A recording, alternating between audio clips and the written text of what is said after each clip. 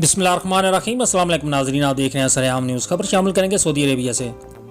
غربا foundation کے نائب صدر چودھری طیب گجر آف رائڈنگ نے اپنی رہائش گاہ خمیس مسجد میں گرینڈ ظہرانہ دیا، جس میں پاکستان جدہ کونسلیٹ کے اعلیٰ افسران نے خصوصی شرکت کی۔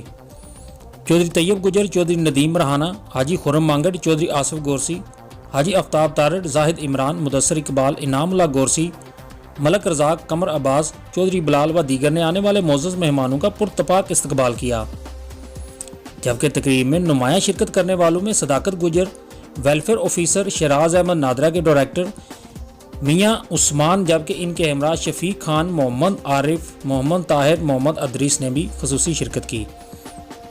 جبکہ خمیس مسجد کی ممتاز سیاسی و سماجی شخصیات میں خرم مانگڑ، مندوب سرفراز احمد، نثار احمد، رفاقت گومن سمیت دیگر نے بھرپور شرکت کی۔ اس موقع پر چودھری طیب گجر نے آنے والے معزز مہمانوں کا شکریہ بھی ادا کیا اور پرتکلف کھانوں سے ان کا توازیہ کی۔